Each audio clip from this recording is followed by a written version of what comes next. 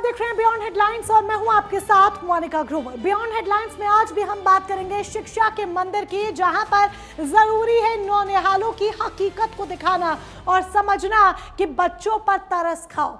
हम रोजाना अपनी सीरीज के माध्यम से आपको दिखा रहे हैं कि स्कूलों के जरिए या स्कूलों में किसी ना किसी गतिविधियों के जरिए बच्चों या माता पिता का किस तरीके से शोषण होता है, और शिक्षा के मंदिर में भी झांक कर देखना बहुत जरूरी है ताकि पारदर्शिता बरकरार रहे। उत्तर प्रदेश की बात करें तो उत्तर प्रदेश में शिक्षा का मंदिर अब मुनाफे के शोरूम में तब्दील हो चुका है।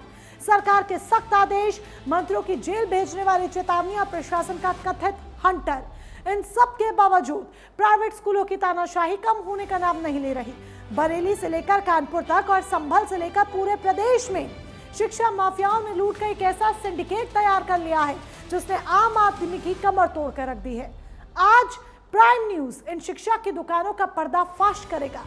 बरेली से मोनू पांडे, कानपुर से पुलकित तिवारी, संभल से संतोष यादव की इस महा कवरेज को आप देखिए, जो व्यवस्था की आंखों में आंखें डालकर सवाल पूछ रही हैं।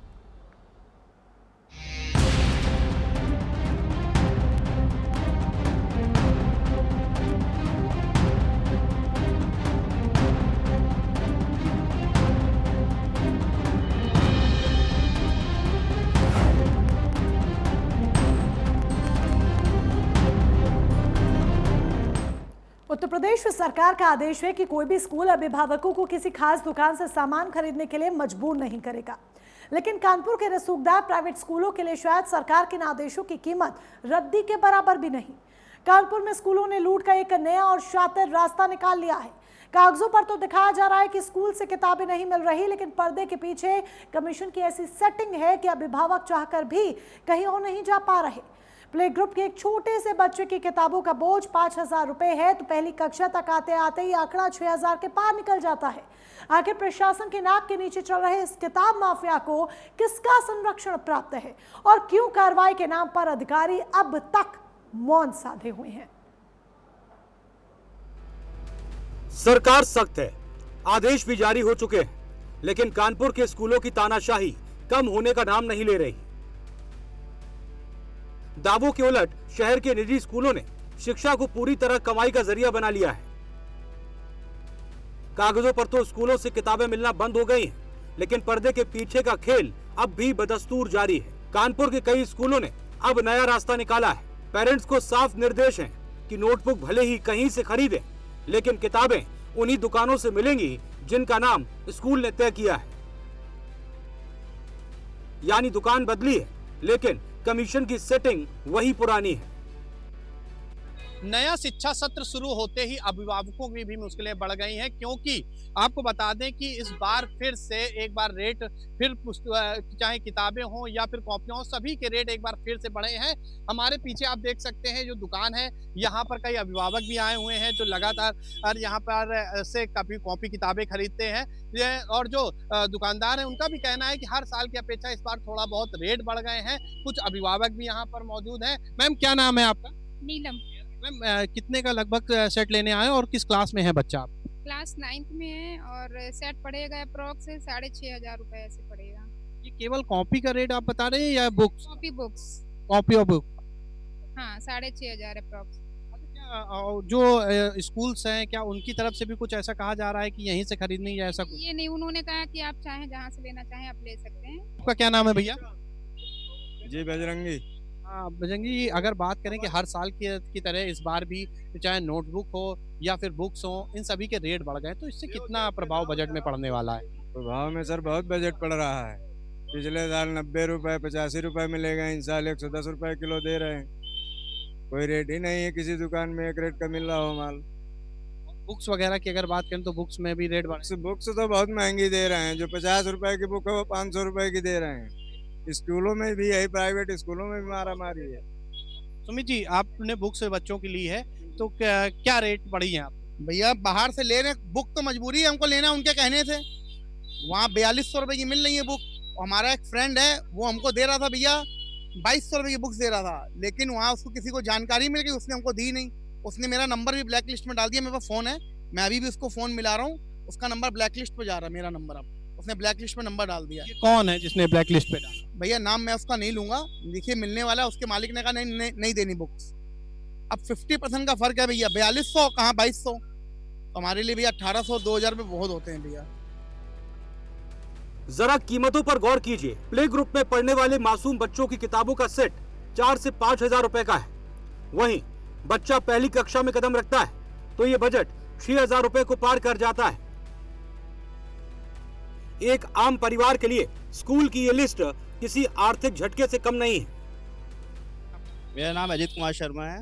अजीत जी, जो स्कूल्स में जिस तरीके से कहा जा रहा है कि स्कूल से ही बुक्स लें, स्कूल से ही नोटबुक लें और बाहर से ना लें, तो स्कूल से नोटबुक लेने में और बाहर से नोटबुक लेने में कितना फर्क आ रहा है? बहुत डिफरेंस है। स्कूल में मैक्सिमम एमआरपी पे ही दिया जाता है, जो उसका एमआरपी चार्जेस होता है, और प्राइवेट बुक्स पे तो आप जानते हो ओनली 100 से 150 पेज की बुक भी बुक्स नहीं होती है, और उसका 400-500 रुपए चार्ज किया जाता है, तो उसका चार्ज तो हैवली रहता ही है। बात करें कि आप नोटबुक्स लेने के लिए यहाँ पे आए, बुक्स नहीं ली हैं आपने, मैंने जैसा देख रहा हूँ, तो वही कह रहा हूँ, वो तो किस लिए, मतलब कॉपी वहाँ महंगी है, इसलिए हम यहाँ पे लेने के लिए आए हुए हैं। कितने रुपए का अंतर हो 30 रुपए का फर्क पड़ रहा है पर कॉपी में?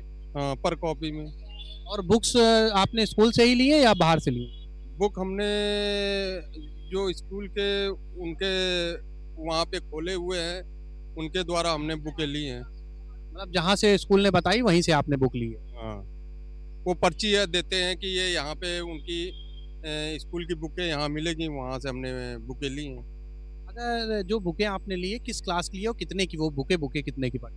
वो बुकें एक बच्चे की जैसे 8th क्लास की है तो 7,000 समथिंग की है, 6th क्लास की है यही है, सेम है 7,000 की है, फर्स्ट की है 3700 की। भैया क्या नाम है आपका? मेरा नाम चंदन गुप्ता। चंदन जी, आप बच्चों की बुक्स लेने आए हैं, तो क्या स्कूल वालों ने ही ये दुकान बताई थी या स्कूल वालों ने नहीं बताई थी? किस तरीके से आप यहाँ तक पहुँचे? नहीं, यहाँ तो हम अपने घूमते हुए ले लिया के भीड़ देख के कापियाँ रफ रजिस्टर कोचिंग के लिए, और जो कापी किताबें स्कूल की तरफ से है तो वो लोकेशन बताया जाता है कि फला जगह जाके वहाँ से आपको लेना है। अभी ले लिए या नहीं ली? अभी तो हमने स्कूल की नहीं ली, एक बेटी की ली है खाली। तो अगर अंदर से जो बुक्स लिए हैं वो लगभग कितने की पड़ी है आपको पूरी? अभी फिलहाल उसकी कोई डिटेल्स मिली नहीं हमको। बुक्स लेने गए थे तो ये हुआ था 2 से 3 दिन बाद आपकी बुक्स आएंगी, तब आपको इसका जो है अमाउंट पता चलेगा। अभी कोई अमाउंट नहीं है। कार्रवाई के डर से कई पेरेंट्स खुलकर स्कूलों का नाम लेने से कतरा रहे हैं, लेकिन उनका दर्द साफ है। उनका कहना है अगर किताबें बाहर से ली जाएं तो स्कूल प्रशासन उन्हें स्वीकार नहीं करता। सीधा सवाल है, जब सरकार का डंडा चल रहा है तो फिर इन स्कूलों को किसका संरक्षण प्राप्त है? भैया क्या नाम है आपका? मेरा नाम निहाल है। निहाल जी, जिस तरीके से लगातार जो रेट्स हैं बुक्स के, ये रेट भी बढ़ रहे हैं, फीस तो बढ़ ही रही है, इसके साथ साथ बुक्स के रेट बढ़ रहे हैं, तो क्या कहना चाहेंगे?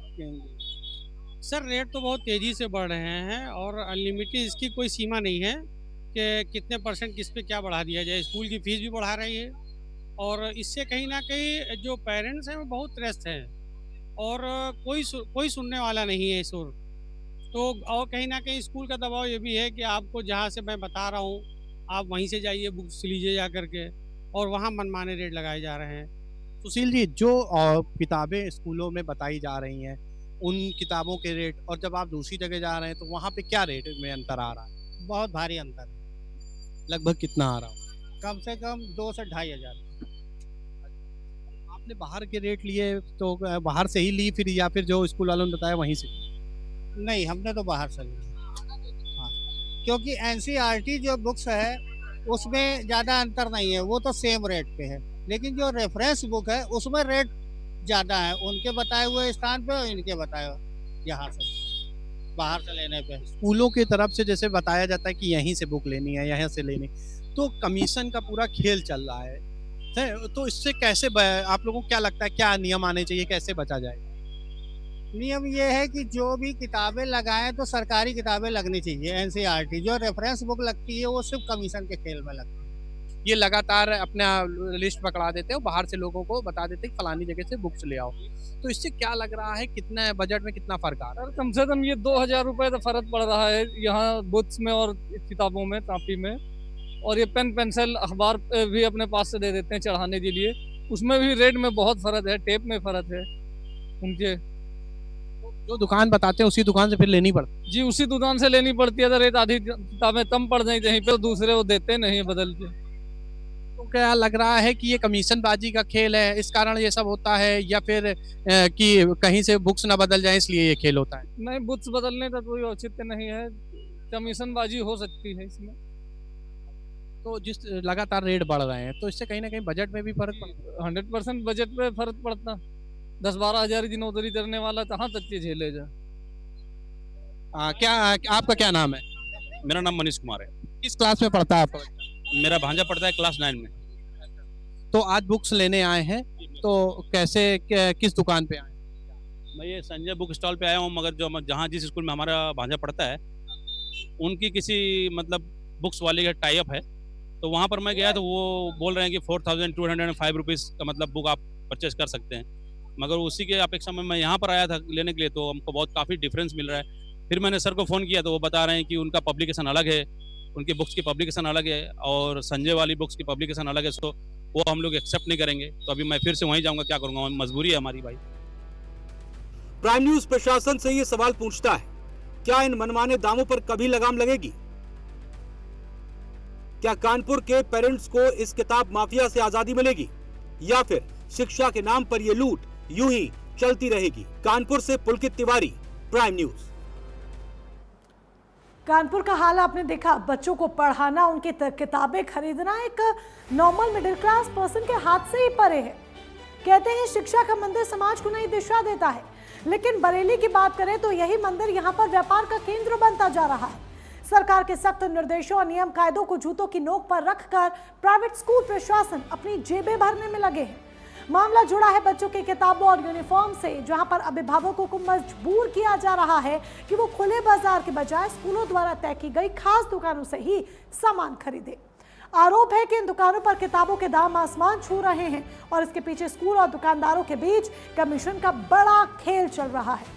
आखिर क्यों प्रशासन के नाक के नीचे अभिभावकों का आर्थिक शोषण हो रहा है, ये एक बड़ा सवाल है।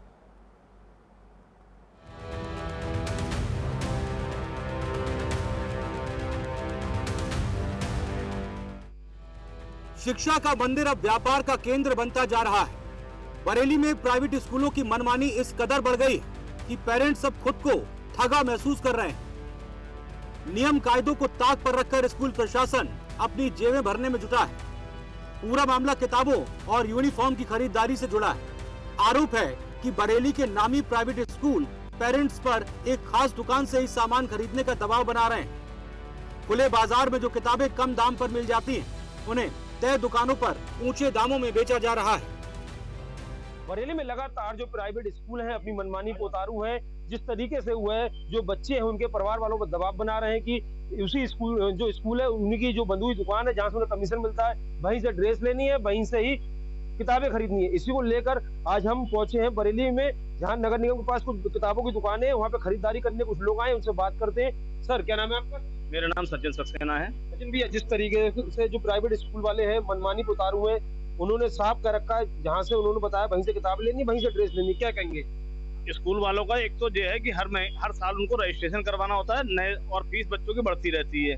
और स्कूल का जो है कि किताब है सब उनका कमीशन का एजेंट है, और जिस जगह से वो कहते हैं उस जगह से किताब लेनी है। हर बार किताबों की दुकान और ड्रेस की दुकानें चेंज हो जाती हैं, और हर साल फीस बढ़ती है, और हर साल नया रजिस्ट्रेशन होता है। एक बच्चा स्कूल पढ़ा, उसका रजिस्ट्रेशन का कोई मतलब नहीं होता है। इस तरीके से मनमानी वो चल रही है, और कोई भी इसमें प्रशासन वगैरह कोई भी सुनने को तैयार नहीं। क्या नाम भैया आपका? मेरा अमनदीप सक्सेना। अमनदीप भाई, जिस तरीके से प्राइवेट स्कूल वाले हैं अपनी मनमानी को उतारू हुए, क्या कहेंगे उसको? ये जैसा भैया ने बताया कि अगर बच्चा फर्स्ट क्लास में है और उसी स्कूल में सेकंड क्लास में अगर एडमिशन होता है, तो फिर रजिस्ट्रेशन दोबारा क्यों होता है? और अगर हम ये चाहते हैं कि अगर बुक्स हम मार्केट से जाके किसी अपने परिचित या फिर दूसरे दुकान से जाके अगर परचेज कर लें, तो वो कोर्स वहाँ पर अवेलेबल ही नहीं होता। ना वो जो शॉपकीपर होता है वो हमें दिलवा पाता है। वो कहता है कि जहाँ से स्कूल ने ऑथराइजेशन लिया हुआ है, आप वहीं से जाके, मतलब कि जहाँ से उनका कमीशन फिक्स है, आप वहीं से जाके आप बुक परचेज करें बच्चे की। ऐसे ही ड्रेस का भी कर रखा है। प्राइम न्यूज की टीम ने जब ग्राउंड जीरो पर जाकर पेरेंट्स से बात की तो उनका दर्द छलक उठा। पेरेंट्स का सीधा आरोप है कि स्कूल और दुकानदारों के बीच कमीशन का खेल चल रहा है।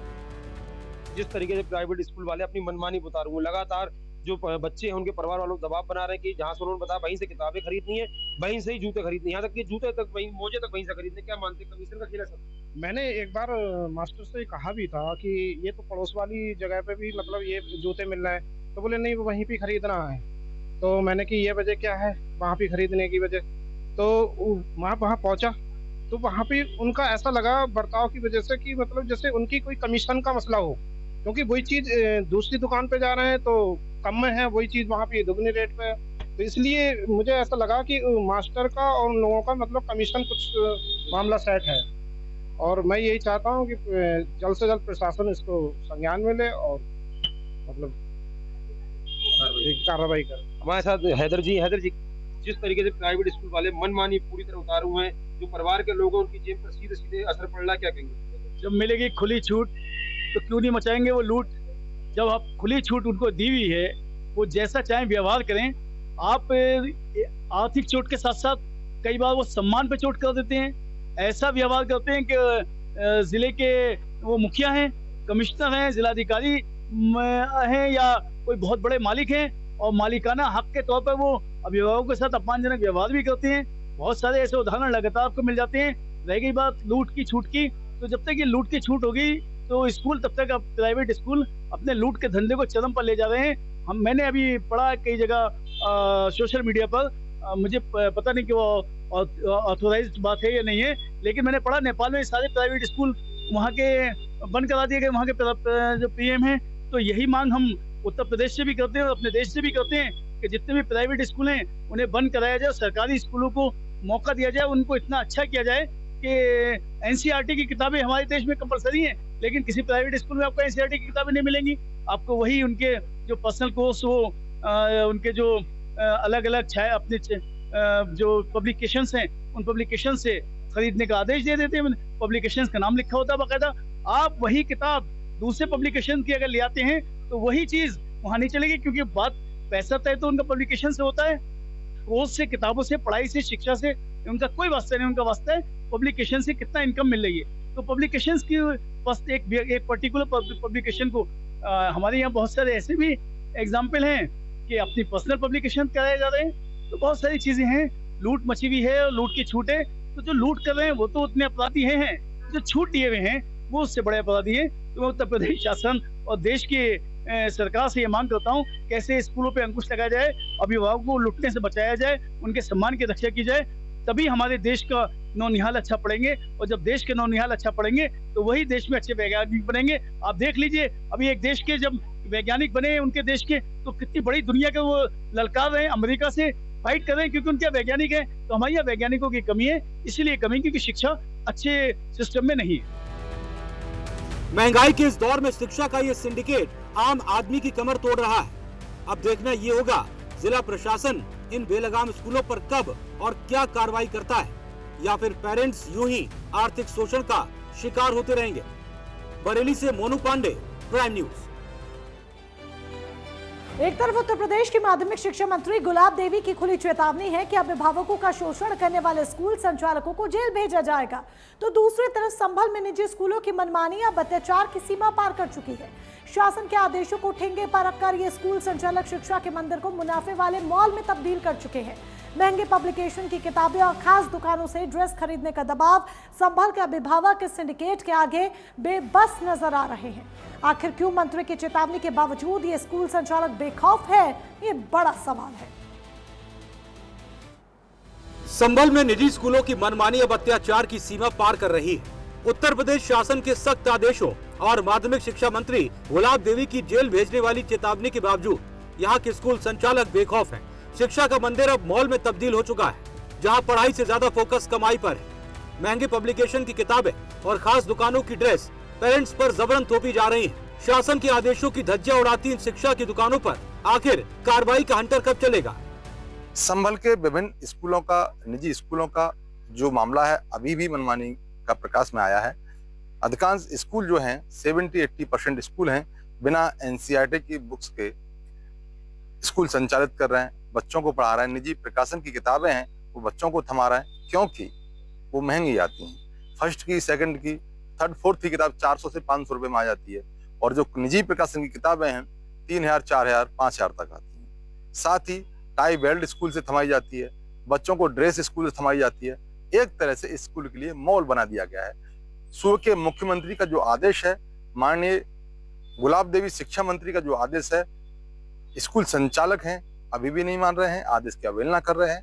आज भी इतने सख्त आदेश के बावजूद भी मनमानी करते हुए नजर आ रहे हैं। संभल के निजी स्कूल संचालकों के लिए शिक्षा अब समाज सेवा नहीं बल्कि एक मुनाफे वाला कारोबार बन चुका है। उत्तर प्रदेश शासन के उन आदेशों को ठेंगे पर रखा जा रहा है जिसमें पेरेंट्स को राहत देने की बात कही गई थी। आलम यह है कि धरातल पर ना तो मंत्री के चेतावनी का असर है, न ही प्रशासन का खौफ। स्कूल संचालक बच्चों को शिक्षा देने से ज्यादा उन्हें मॉल संस्कृति की ओर धकेल रहे हैं। निजी प्रकाशनों से साठगांठ करके पेरेंट्स को महंगी किताबें खरीदने पर मजबूर किया जा रहा है। साहब इसमें, और जब मैंने बुक्स के लिए उनसे कहा कि साहब बुक्स दे दो, तो बुक्स तो दे दी। मैंने कि साहब क्या पैसे किए, तो पैसे बता दिए, लेकिन मैंने कि बिल दे दो इसका, तो बिल नहीं देते हैं हम, आपको पैसे ऐसे ही देंगे बिना बिल के। किताबें कहाँ से मिली? किताबें स्कूल से ही दे रहे हैं ये। अच्छा, NCERT किताबें? नहीं, सब इनकी है, पता ही नहीं इन्होंने कहाँ से लगाई हैं। अच्छा, मिलती भी नहीं मार्केट में वो। ये कायनात ग्लोरियस पब्लिक स्कूल है जी। अच्छा, कैसे आए थे विद्यालय में, क्या करने आए थे? ये बच्चे का एडमिशन कराने आए थे और जी एडमिशन फीस लिए इन्होंने, कितनी अभी बताता हूँ। वो तो चलो कोई नहीं, जायज़ है जो फीस ले रहे हैं, उससे हमें कोई ऐतराज़ वाली बात नहीं है। जो सिलेबस जो दे रहे हैं वो बहुत महंगा दे रहे हैं। सेकंड क्लास के बच्चे की इन्होंने 2860 रुपये का प्राइस रखा है। उसमें एक भी नोटबुक नहीं है, खाली किताबें हैं। और जी उसमें NCERT की ओनली 3 किताबें हैं, बाकी 10-12 किताब ऐसी हैं जो कि प्राइस कुछ भी लिख सकते हैं उस पर। ये खुद उसको किताबें कहाँ से मिल रही हैं आपको? ये स्कूल से ही मिल रही हैं, कहीं बाहर कहीं मिलती नहीं। बिल दे रहे हैं? ये बिल नहीं दे रहे। मैंने कहा जो भी आप दे रहे हैं हम पैसे देने को तैयार हो रहे हैं, जितने की भी ये बता रहे हैं उसका बिल नहीं दे रहे। अच्छा, ड्रेस टाई बेल्ट कहाँ से मिलती है? वो तो यहीं से मिलती है। तो स्कूल से मिल रही है सारी चीज़ें? स्कूल से ही मिलती है सारी चीज़ें। क्या लगता है आपको कि महंगी है, क्या है?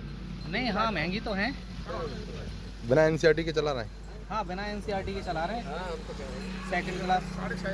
अच्छा, मुख्यमंत्री का एक आदेश आया है कि बिना NCERT के नहीं चला सकेंगे, स्कूल से आप चीज़ें नहीं दे सकेंगे, क्या कहेंगे? NCERT के अगर आदेश होता मानना कहीं इन्होंने माना ही नहीं, अपनी इच्छा से चला रहे हैं सारी चीज़ों को। 15 किताबें दे रखी हैं इन्होंने सेकंड क्लास की, उसमें 3 NCERT की हैं ओनली। उस पर प्राइस मेरे को दिखा नहीं कहीं भी लिखा हुआ है NCERT वाली पे। बाकी इनकी जो प्राइवेट किताबें हैं उन पे इनके प्राइस टैग हैं, मतलब 10-10 पेज की जो किताबें उन पर 325-25 रुपये प्राइस है। विद्यालय क्या नाम है?